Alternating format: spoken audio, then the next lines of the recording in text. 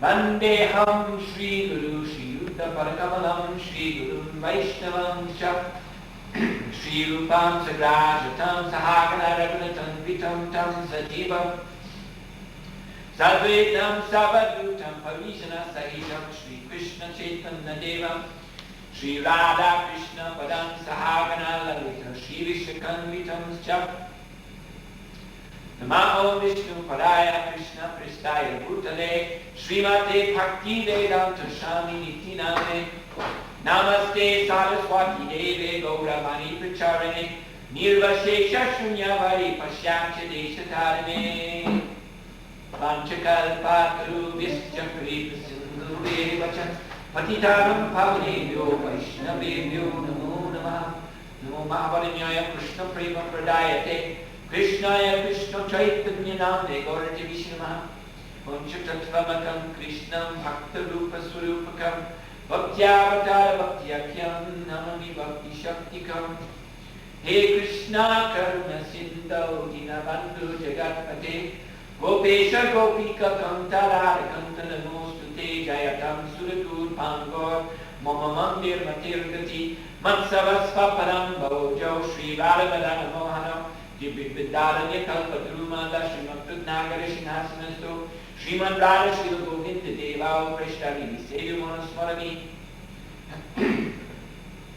Srimad Rasarasara Devam Shiva Tatta Tastata Karsham Venus Varan Gopir Gopina Krishnesthana Tapta Kanchana Gaurange Radhe Vrindavanishwari Vrishabhanusuti Devi Pranamami Hari Priye Jaya Shri Krishna Chaitanya Prabhu Nityananda Shri Advaita Gadadhara Shri Vasadi Gaura Bhaktavinda Hare Krishna Krishna Krishna Hare Hare Hare Rama Rama Hare Hare Hare Krishna Krishna Hare Hare Hare Rama Rama Hare Hare Hare Krishna Krishna Krishna Hare Hare Hare Rama Rama Hare Hare Om Namo Bhagavate Vasudevaya Om Namo Bhagavate Vasudevaya Om Namo Bhagavate Vasudevaya Om Namo Bhagavate Vasudevaya Om Namo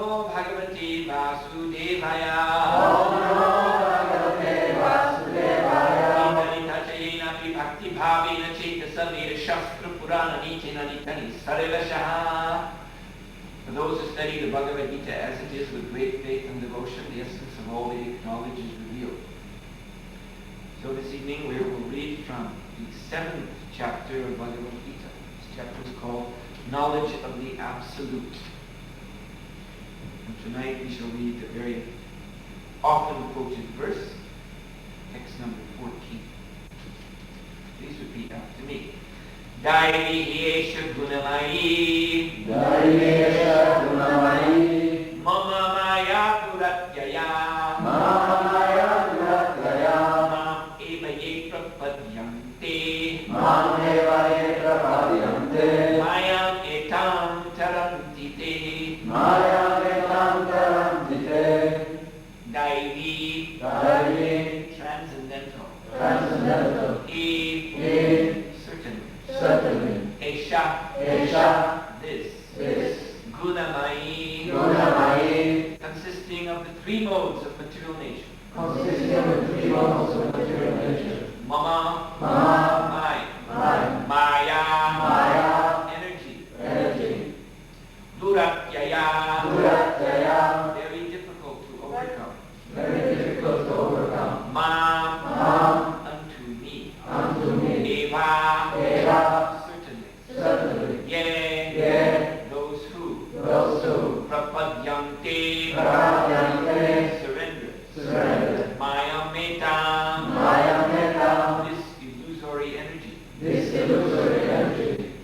Taranti overcome Te they.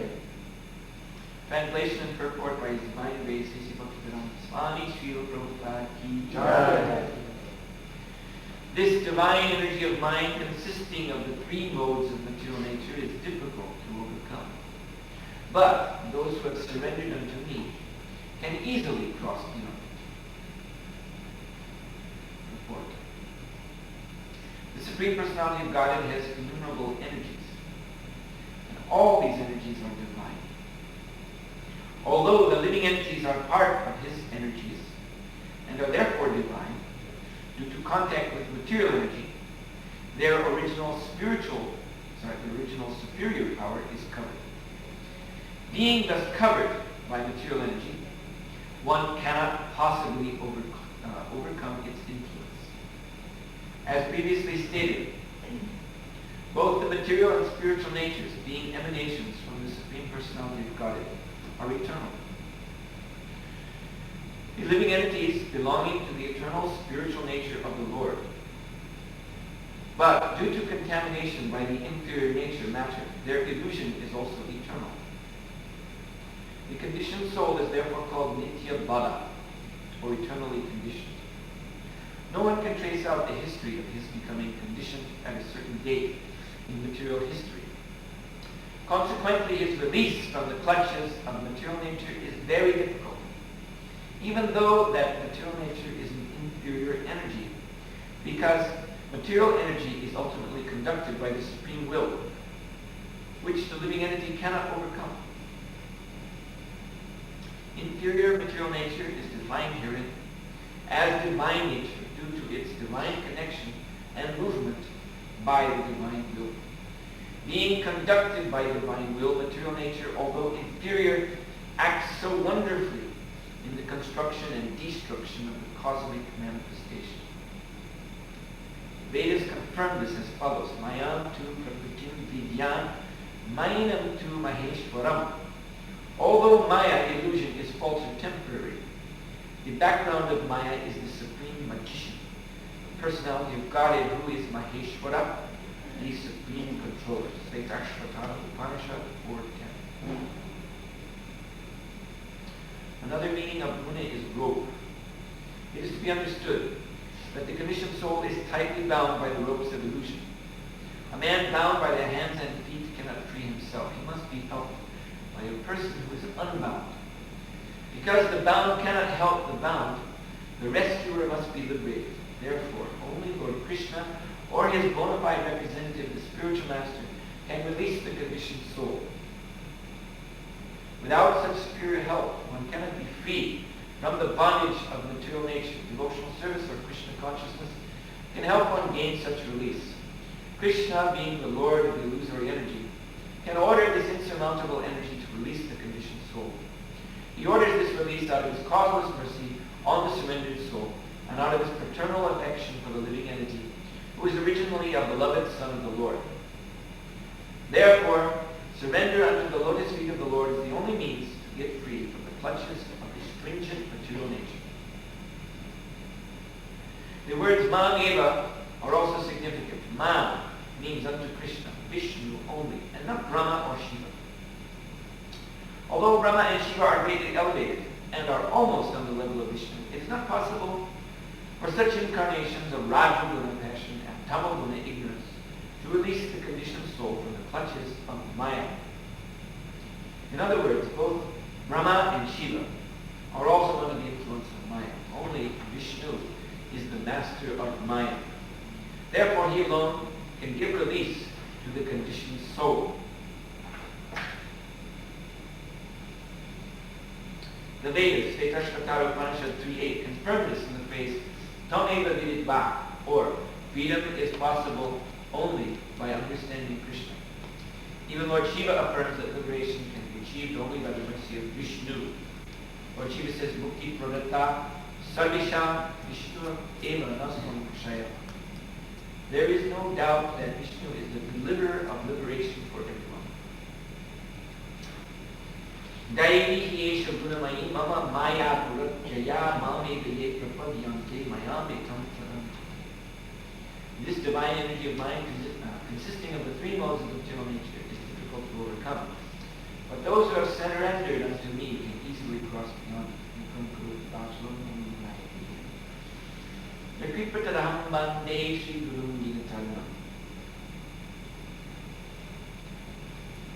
So it is explained in Srimad Bhagavatam that Sattvam Rajas, Sattva Tamas Rajas, Prakriti Gunaya, that the material nature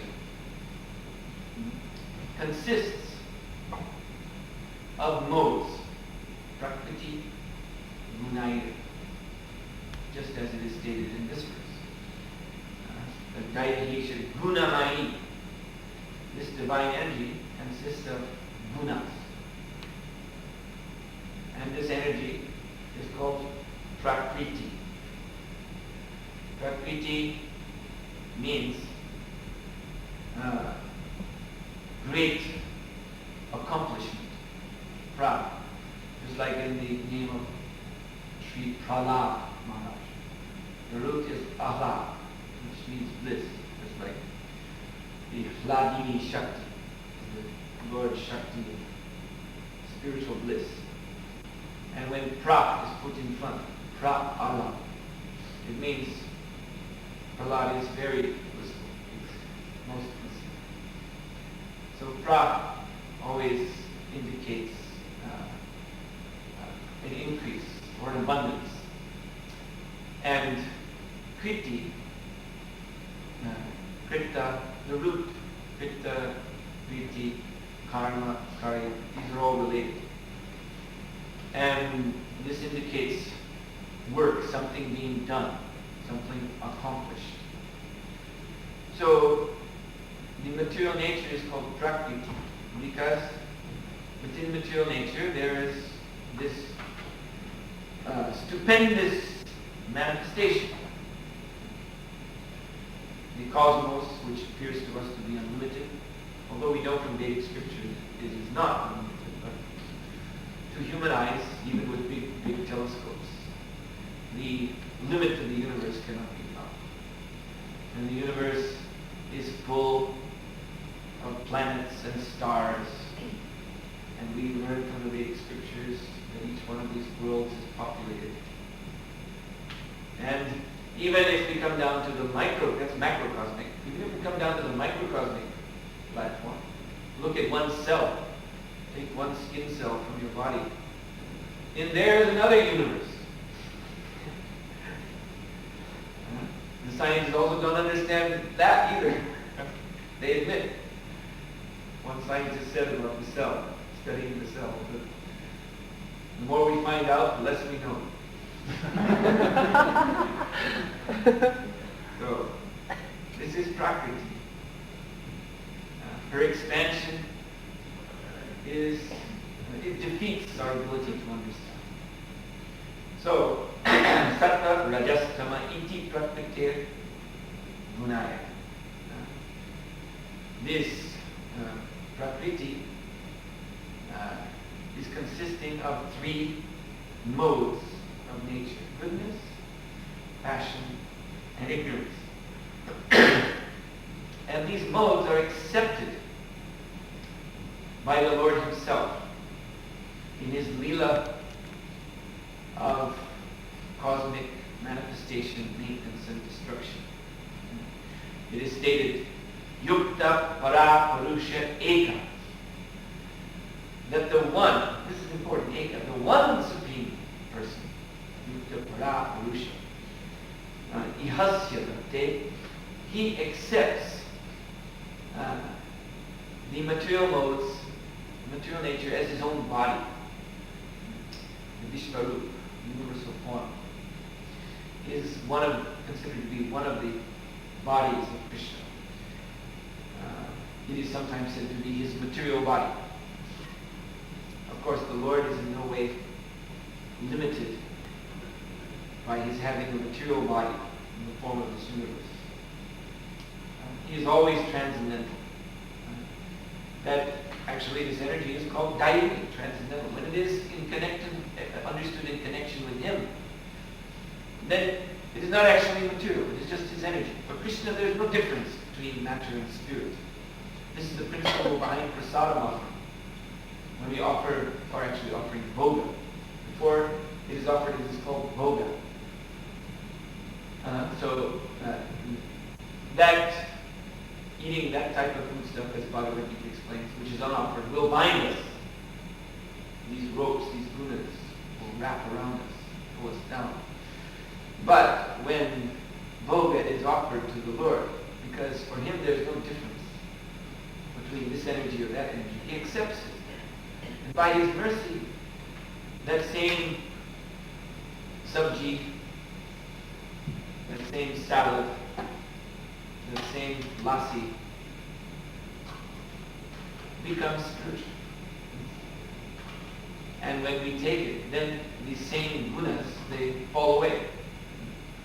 It is taking prasad is liberated. So the Lord accepts this prakriti. And Param Purusha Eka, he is one, but in accepting the material nature as his body, then according to the role that he's playing, he's understood differently. What is the role? Sthiti Adi. Again, Sthiti Adi means the creation, maintenance, and destruction of the universe. So for each phase of the cosmic manifestation, the Lord manifests, or the Lord appears in a particular form. Hari, Virinchi, Hareti, Samkhya. So Hari means Lord Vishnu. Virinchi means Lord Brahma. And Hara is Lord Shiva. So now there are some who say, yes, these three murti, these three forms are simply temporary material manifestations. The Lord himself is Eka, one, that means he's impersonal. He actually has no form and no name. But when he desires to manifest the universe, then he assumes three murti, three forms of Brahma, Vishnu, and Shiva. And these three forms are equal. They're the same because this is the Lord in his different pastimes. So we can worship Brahma, Vishnu, or Shiva equally. And we will attain the same goal. Eka Param Purusha. But we've been citing line by line from a verse in Srimad Bhagavatam. But that is refuted in the last line. This is all explained to this point that this material nature, just to review the verse, material nature consists of three modes. The Lord accepts the Prakriti consisting of three modes as his own body, the one Lord. And by accepting these modes, he appears in three ways. As Brahma, Shiva, and Vishnu. So that's established. But the Mayavadi conclusion is refuted in the last line. That Shreyansi Tatra Kalu Sattva Tanu Ninam Syu. That for the Shreya means, what does Shreya mean? In Bhagavad-gītā 13th chapter, it explains, Shreyastato Yati Paramgati. Paramgati.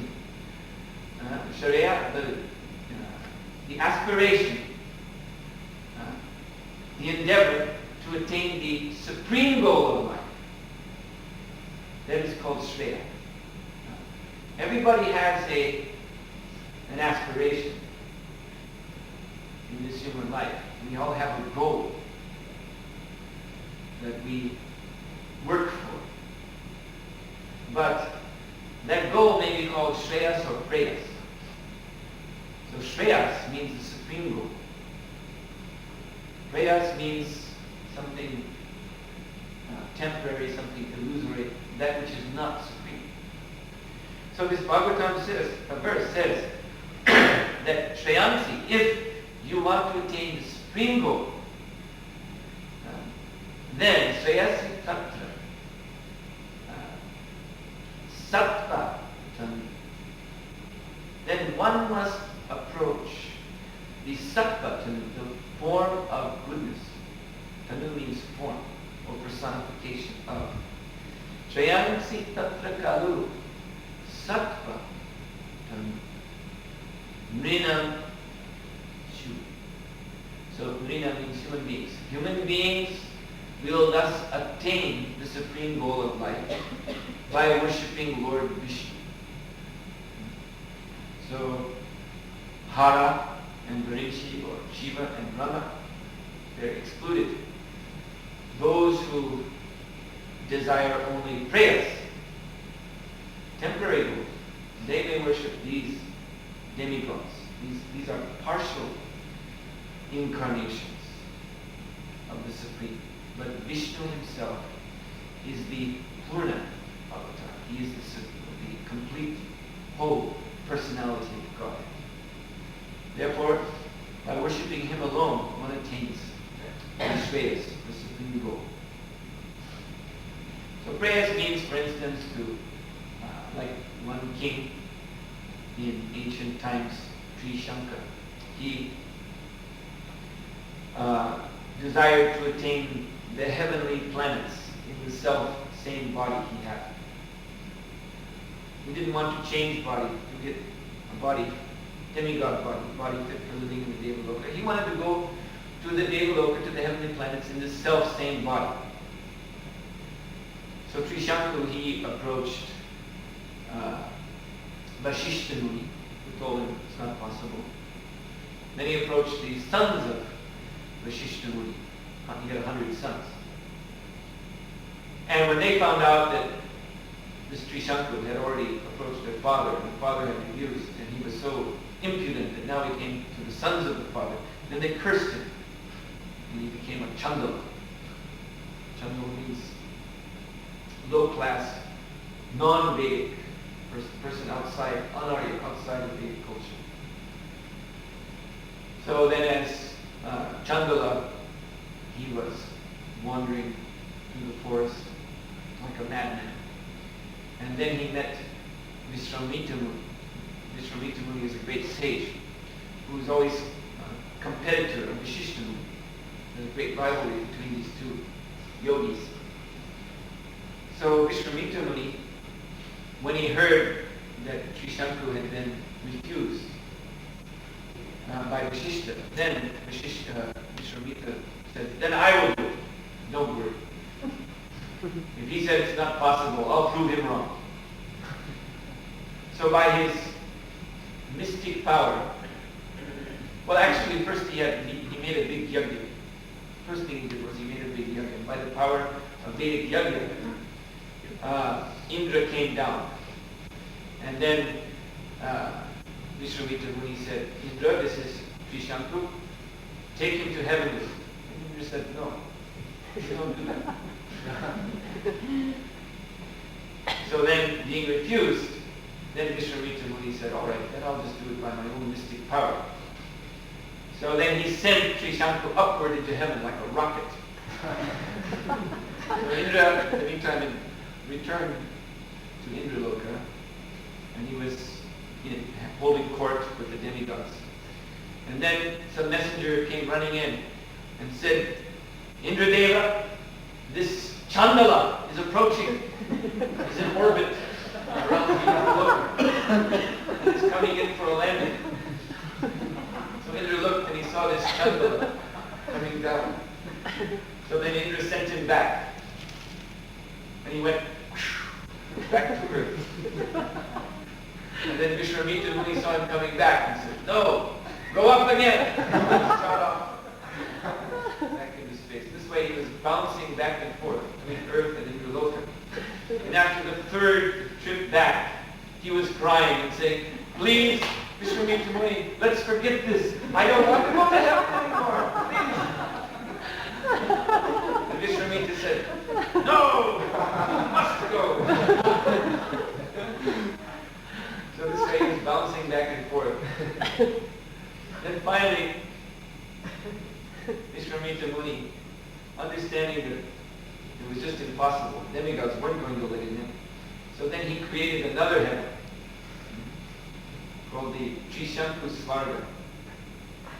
He created it because he had this Brahmana Tejas, this passionate, Brahminical power of creation. Brahmana Tejas means power coming from Brahma, the demigod of creation.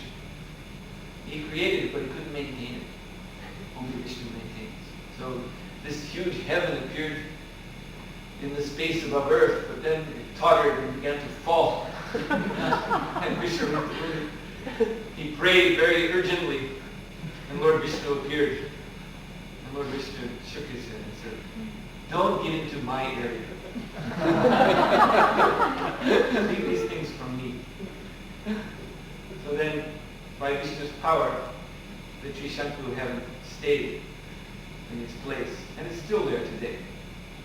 So I guess that's the heaven that Chandalas can go to. When they follow some religious principle or other. So that's an example of Shreyas. And Lord Krishna, we just look ahead in the 9th chapter. In verse 21 of chapter 9, he says, yes,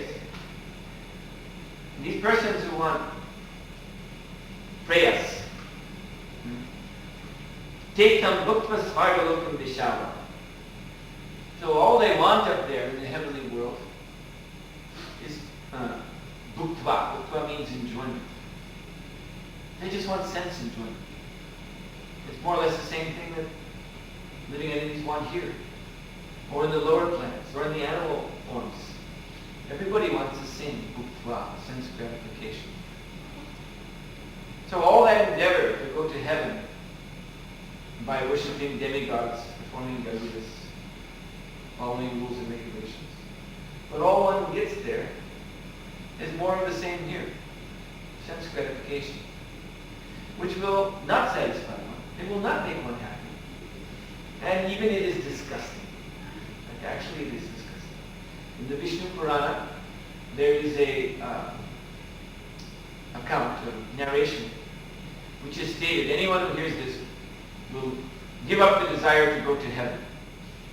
This is the narration of Aruna. Aruna is the charioteer of Surya, the sun god.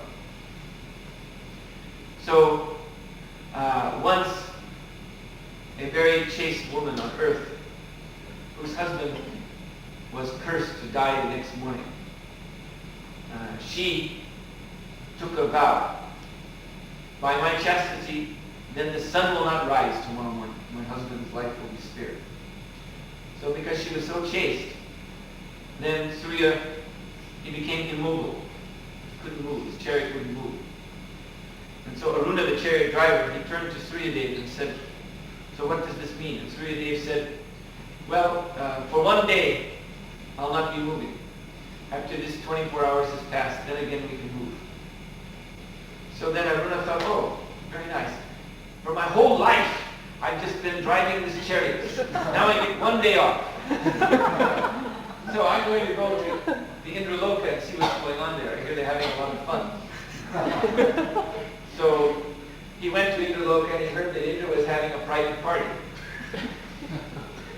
And Menaka is a beautiful Apsara dancing girl. She would be performing at this private party. So it was by invitation only. It was an exclusive party. And Aruna, he wanted to enter that party, but he didn't have an invitation. So, but he knew that Indra is very lusty and appreciates beautiful women. So, because Aruna is himself a demigod and has many powers, he took the form of a most beautiful Apsara, beautiful, heavenly, dancing girl. Now because Aruna is always sitting before the sun, so he has absorbed so much effulgence, so he himself is very, very effulgent. So when he assumed the form of this woman, then this woman was so brilliant and glowing and beautiful. And she, Aruna, now Aruni, said to the doorkeeper, the guard of the party house, who challenged him, who are you? Aruni said, I am the makeup girl of Menaka. I put the makeup on her eyes and so decorated her. So I'm with Menaka. And so the guard believed her, let her in. So then Aruni, she just wanted to see the dancing of Menaka, see all the demigods. So she was just in the background looking. And Indra, any young, beautiful girl like you, well, sir, I have to go now Just let me go. No, you're staying with me. And then she tried to explain that actually I'm a man. But Indra wouldn't hear about it. And so nature followed its course, and Aruni suddenly found herself pregnant. But unfortunately for the demigods, in the Svargaloka they give birth instantly. They get pregnant and then they give birth and the child grows up right away. So mothers don't have to take care of their children. So, but this was very embarrassing for Aruna, to get pregnant. So, then after having given birth and the whole thing, having all this business with Indra, then Aruna noticed that, or Aruni still noticed that the day was almost over, 24 hours had almost gone. So then he reverted again to his male form and rushed back and got to the chariot just in time. And Surya was, a little curious. I was getting a little worried that you'd be late. Where did you go? And he said, I went to Indraloka. Oh, what happened there?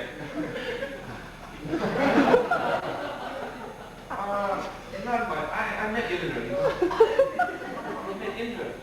Why were you late?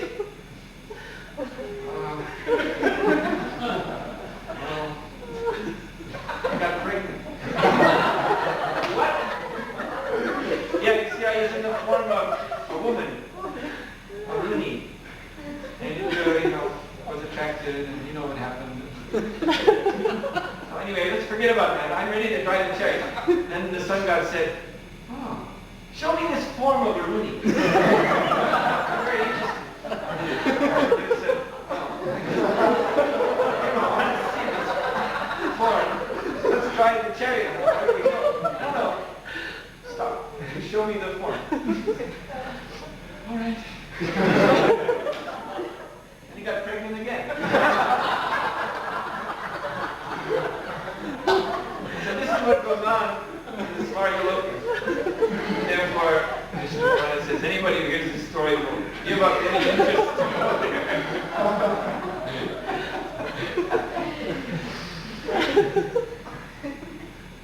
Yes, so Tameva Bhukva Svargaloka Vishama.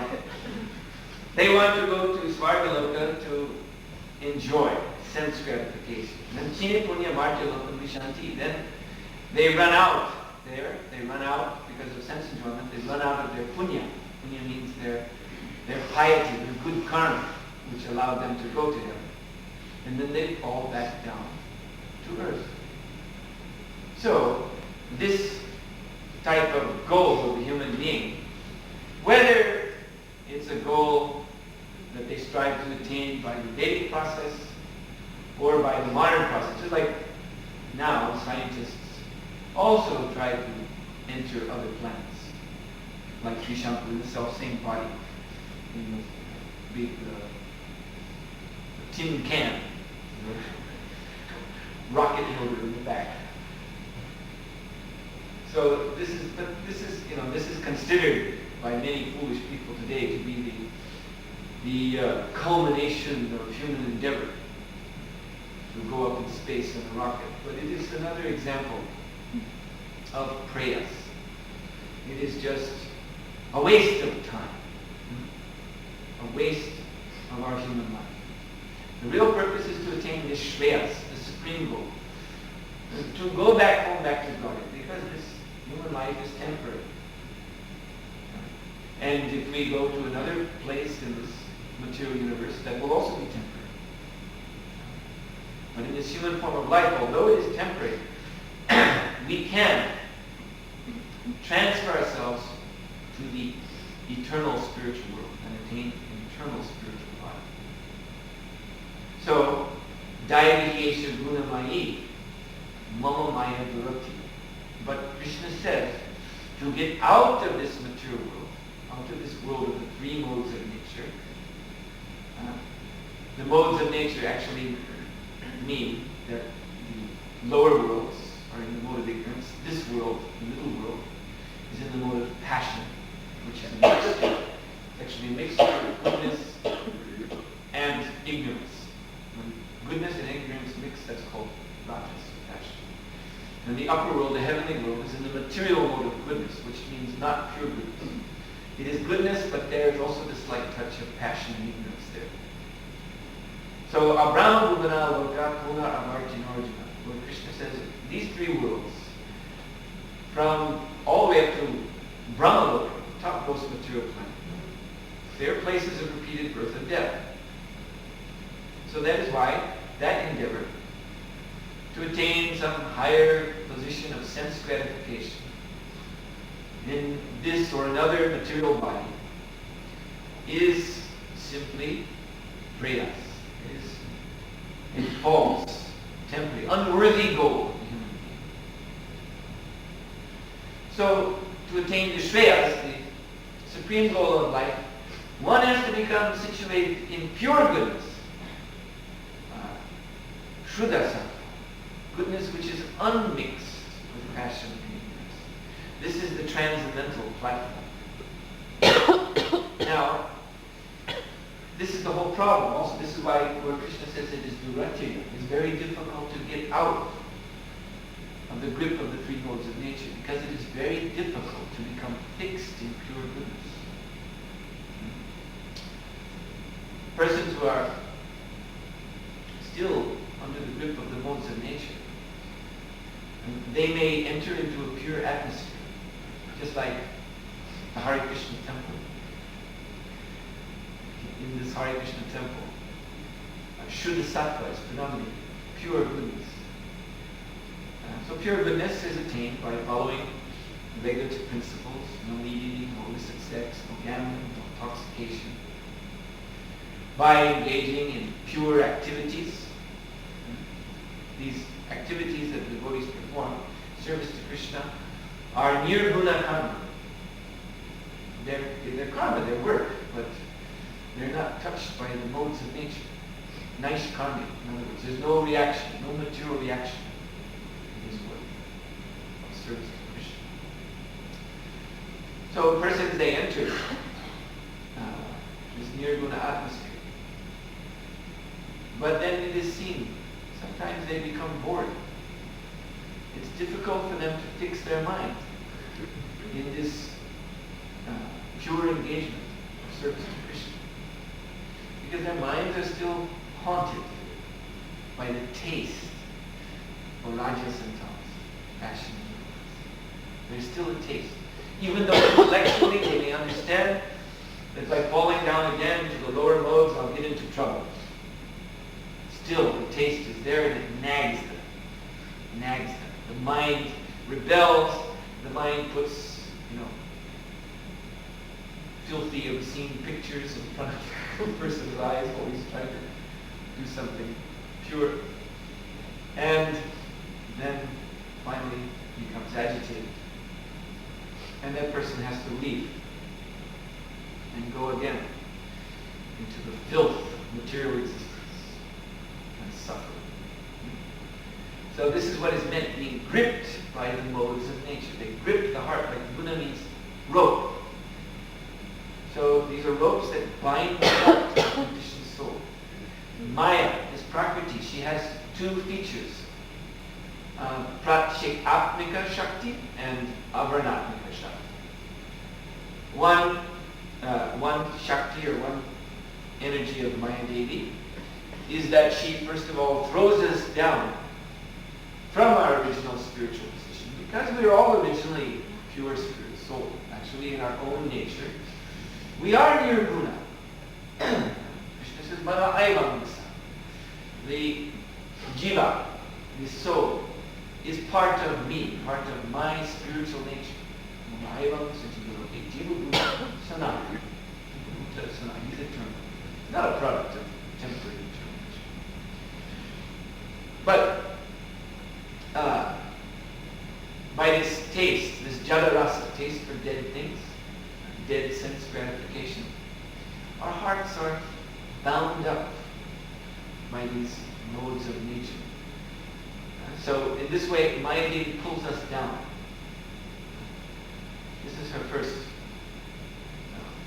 Shakti, that she pulls the jiva down into this material world and he becomes covered by ignorance. And in this ignorance, he goes madly chasing after sense gratification. Then, should he become a little bit awake, a little bit aware that this is disgusting what I'm doing, this is frustrating, I should return to my transcendental position. Then she drags him. It's not easy to get free of mind. And then she pulls on his heart. First she binds the heart and brings him down. And then when he wants to get away, she starts tugging on those boots. No, back away, don't go. So it is very, very difficult to remain in the pure mode of goodness. Now, authentic Vedic culture is in the Shuddha Sattva. It is in the mode of goodness. Authentic Vedic culture means Vaishnava culture, the culture of worship of Lord Vishnu. And that is how the Vedic culture maintains the mode of goodness. It's a whole culture. The whole social system is there. Human beings are working in all different occupations. But everyone is being maintained in their relationship with Vishnu. Actually, everyone, even the Shudras, are more or less in the mode of goodness. Although there is some allowance, because they're not so firmly situated in the mode of goodness. There's some greater allowance for them to sometimes delve into the mode of ignorance. But then they must come back because they have their duty, the duty to the Lord. And then as one goes from Shudra to Vaishya to Kshatriya to Brahmana, then one becomes more and more fixed. Brahmana platform, one is completely fixed, exclusively situated in the mode of goodness, worship of Vishnu only. And the Brahmanas are the head. They are the head of society. The other Kshatriya, Vaishya, Shudra, they serve the Brahmanas. So because of this, they are also, these lower orders, are also fixed up in the mode of goodness ultimately by their service to the Brahmanas. And they make progress. So this is the Vedic culture. This Vedic culture, in other words, it is Vaishnava culture.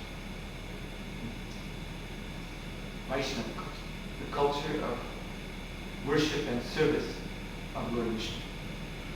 It is not Shaivite culture, the culture of worship and service of Lord Shiva, or Brahma, or any other demigod. If we look in the Puranas, we find that is the culture, more or less, of the demons. The great demons like Hiranyakashipu, Ravana, they were worshippers of demigods. But actual Vedic culture means Vaishnava culture. Of course, demigods are not.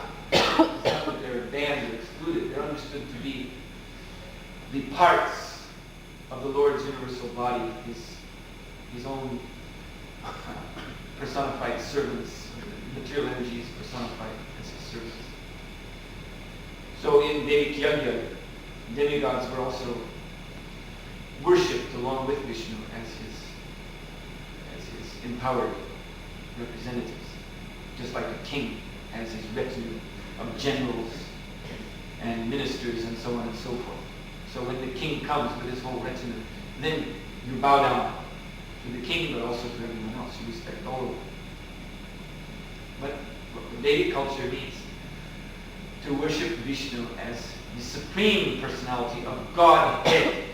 Bhagavad explained this word, Godhead, head of all the gods.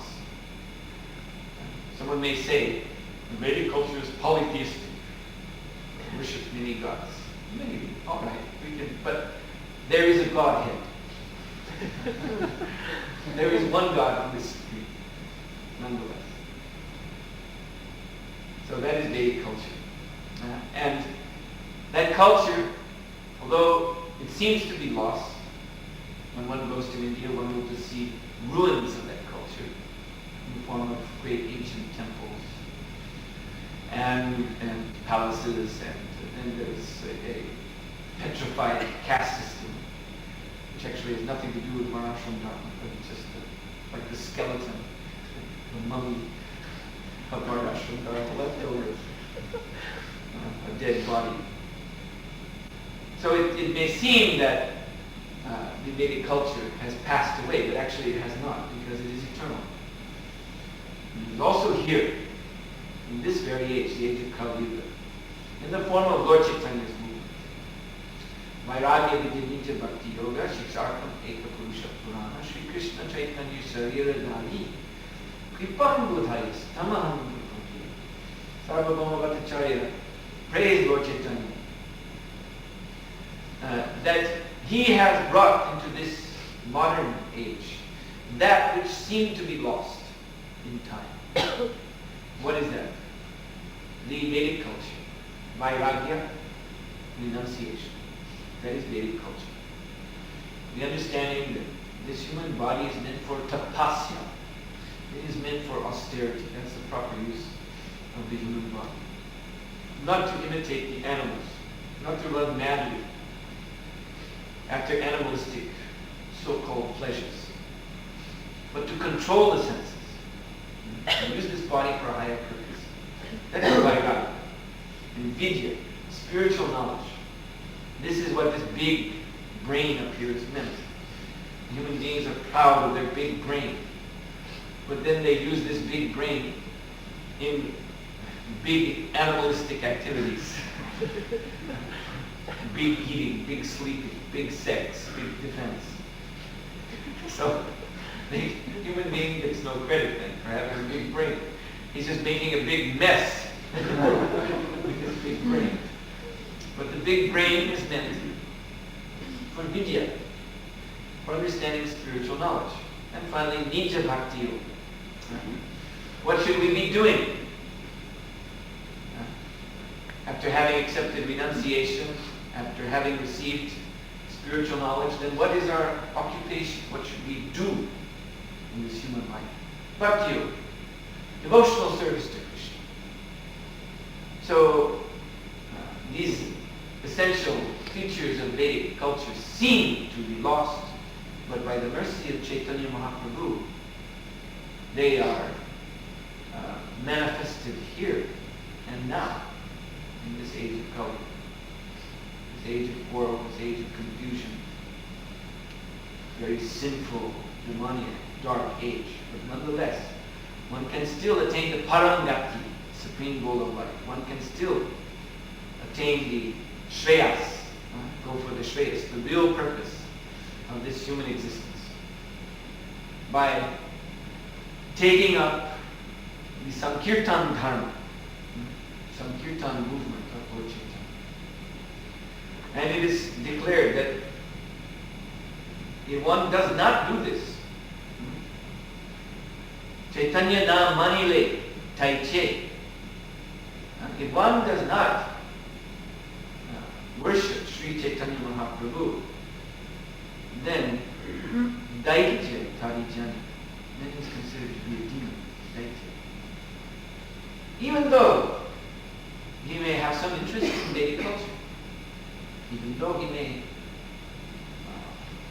delve into the secrets of Vedic knowledge, if he does not actually come to this conclusion, Mame Prapanyante, Lord Krishna says, my material nature is very difficult to overcome, but one who surrenders to me can easily cross beyond.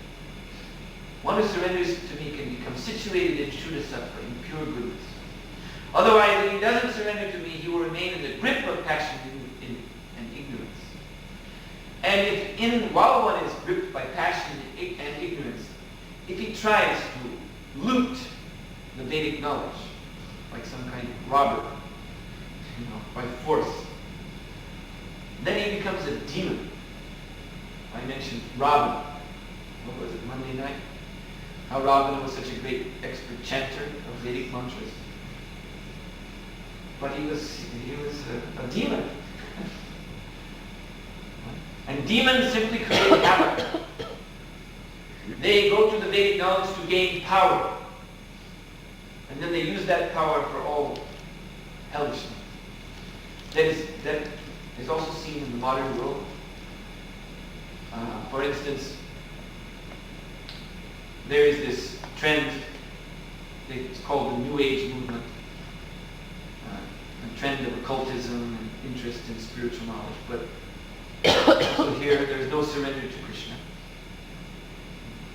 So this New Age movement, it began in the last century, actually, in the 1800s. And one of the big acharyas, maybe the founder acharya, was a Russian countess. She was a Russian lady of noble origins named Helena Petrovna Blavatsky. And she wrote a book which became very influential called The Secret Doctrine. People still read it today. And among the many things that she looted from the Vedic scriptures and the Buddhist scriptures, and the Buddhist scriptures are simply looted from the Vedic scriptures. Buddhism is just a derivation of Vedic culture. So one of the things that she looted and propagated in Europe was the conception of the Aryan race. The word Arya appears in Bhagavad-gītā. But Arya means one who follows Vedic culture. In other words, Arya means a Vaishnava. We've explained Vedic culture. Real Vedic culture means Vaishnava culture. And an Arya, an Aryan, is one who follows Vedic culture. So that means an Aryan is a Vaishnava. And the word Aryan, therefore, has nothing to do with birth. That's confirmed in Srimad Bhagavatam, Mother Devahuti there in the 3rd canto. It says, anyone who chants the holy name of Krishna, even though born in the family of Svapacha, dog eaters, low-grade family, is to be considered an Aryan. An Aryan, by chanting the name of Krishna. But she gave her own spin to the word Arya, a different meaning. And she also proclaimed the swastika as the symbol of the Aryans. So this book, Secret Doctrine, became very popular in Europe among the occult circles. And gradually, this same fallacious false presentation of what is an Aryan and the swastika. The swastika is actually the symbol of the sun, Surya, and Agni. Therefore, you see in Vedic fire sacrifices, also in ISKCON, the pots around the fire, they're decorated with swastika. Swastika is a symbol of Agni Dev, fire. So it's a fire sacrifice, so this is his symbol. A swastika, swasti means auspicious.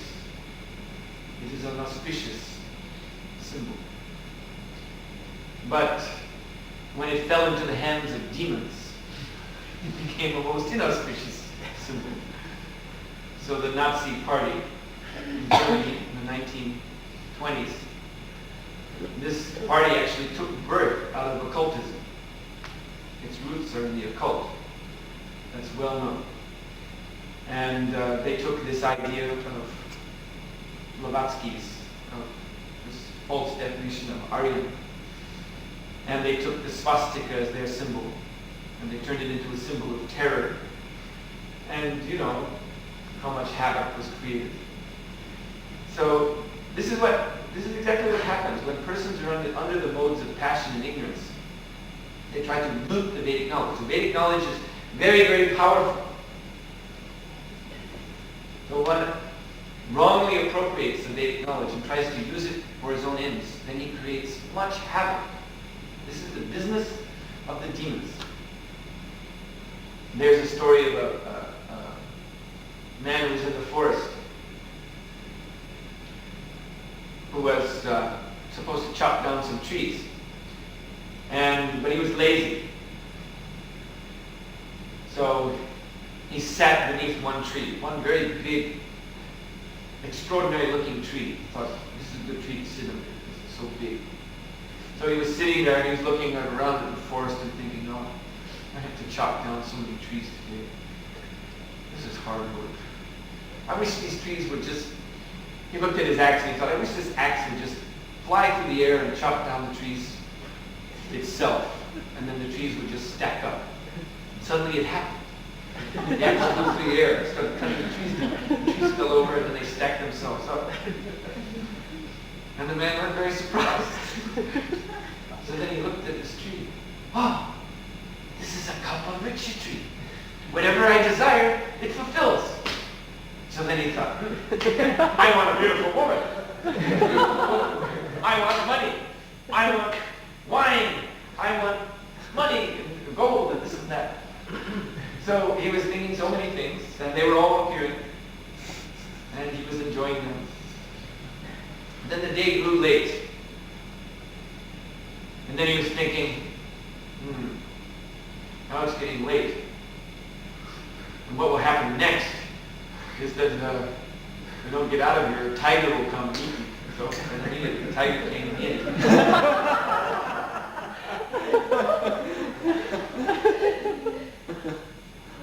So when one sits under a kalpa-vriksha tree, one has to be very careful with what one desires. And Bhagavatam says, Nigama kalpa taror galitam palam. The Vedic knowledge is compared to kalpa taru, kalpa tree, kalpa-vriksha tree. So when we come in contact with Vedic knowledge, we have to be very careful to desire only one thing, service to Krishna. That is why the Lord has given Vedic knowledge by way of Sri Guru Granth, so that we can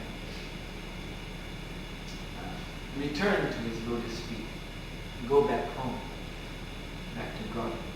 And as we were saying, this Vedic knowledge is so powerful. So if one has a wrong desire, then how much havoc can be created by that wrong desire. But if one has a good desire, then how wonderfully that good desire is fulfilled, even if one is not very qualified. And there is a story of a man who was dying.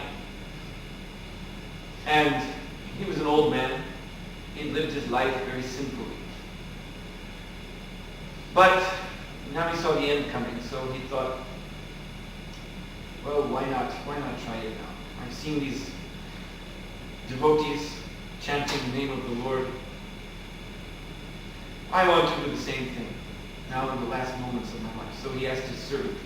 He was a wealthy man, so he asked his servant, please go into the marketplace, the bazaar, and buy me one of those japamalas. So the servant was very surprised. What do you want to japamala? Chant Hare Krishna. You want to chant Hare Krishna? That's amazing. Yes. I mean, why not? What have I got to lose? This is the end. I might as well chant. All right. So then the servant, he went into the marketplace because his master was a miser. Adamio. He chanted the name of God. We learned that. But he didn't do anything. Then the Vishnu Guru said, no, he wanted to chant Hare Krishna. So we're going to take him back to God because he wanted to chant Hare Krishna. So you see, if we have a good desire to serve Krishna, and we somehow or other are in contact with the Vedic culture, the Vaishnava culture, the culture of worship and service of Krishna, then how wonderfully that good desire, that pure desire, even though we are impure, but if that desire is pure, then how wonderfully that desire is fulfilled, especially in this age, by the mercy of Sri Chaitanya Mahaprabhu. So therefore, yajanti sumedha, so those who have some brain, sumedha, those who have some intelligence, they will take to this process and attain the supreme goal of life. And those who do not take, then what is their fate? This is is a demoniac age. So those who do not take to Lord Chaitanya's meaning, at least in the heart, at least desire to take it, like that old man, at least that much. But those who refuse, especially those who refuse after it is offered, then they're condemned. Daitya. Daitya Taricha. They are to be known as demons.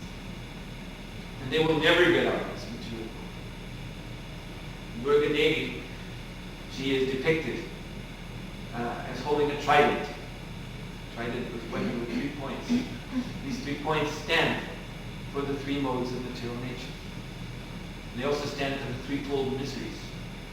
Adhyatmika, Adibhautika, and Kaika. So with this weapon, she is piercing.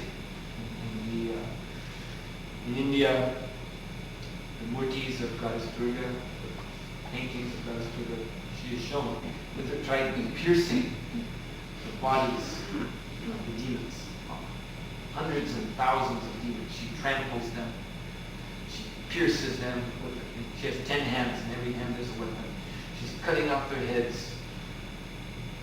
She's wearing those heads as a garland.